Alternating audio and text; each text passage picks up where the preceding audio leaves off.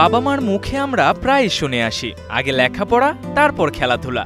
এ যেন এক অব্যর্থ মন্ত্র। কিন্তু যদি বলি এই মন্ত্রে লুকিয়ে আছে ভুলের ছাপ, শুনতে অবাক লাগতে পারে। কেননা বাস্তবতা বলছে পড়াশোনা আর খেলাধুলা শত্রু নয়, তারা একে অপরের সঙ্গী, একে অপরের পরিপূরক, একে অপরের হাত ধরে চলে।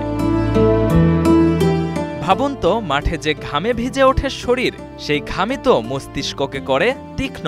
যে পায়ে দৌড়ে বেড়ায় সবুজ ঘাস, সেই পায়ের ছন্দই তো মেলে ধরে মনোযোগের মহাকাব্য। বিজ্ঞান তো তাই বলছে, নিয়মিত খেলাধুলা বাড়ায় রক্ত প্রবাহ, অক্সিজেন, আর মস্তিষ্ককে করে আরও তীক্ষ্ণ।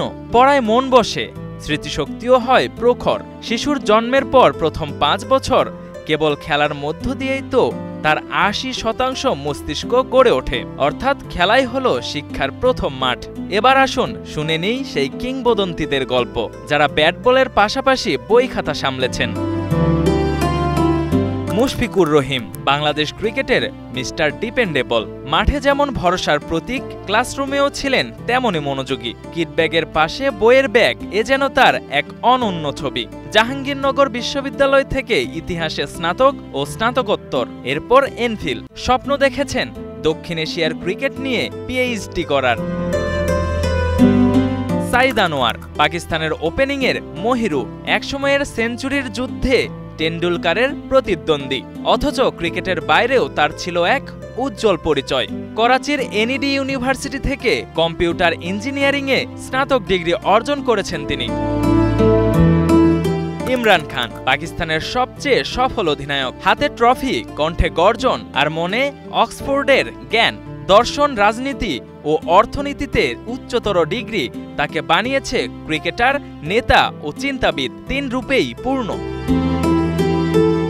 কুমার সাঙ্গাকারা কলম্বোর আদালতে আইন পড়া সেই তরুণ, একদিন গ্লাভস হাতেও হলেন শ্রীলঙ্কার ইতিহাসের শ্রেষ্ঠ ব্যাটার।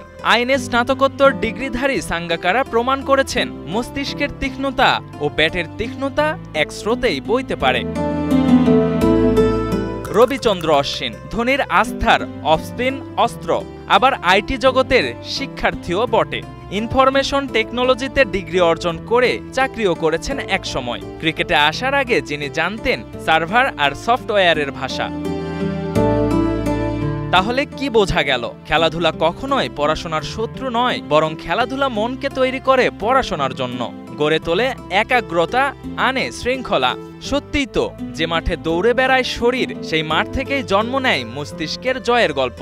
তাই নতুন মন্ত্র হোক, আগে খেলাধুলা তারপর পড়ালেখা। কারণ যে দুটো সমান্তরালে হাঁটতে পারে তারাই পৌঁছায় গৌরবের শিখরে। যেমন মুশফিক আনোয়ার, ইমরান, সাঙ্গাকারা, অশ্বিন, যাদের জীবনী প্রমাণ মাঠ আর বই দুটোই পারে মানুষকে কিংবদন্তি বানাতে। Ashraful Islam, star news.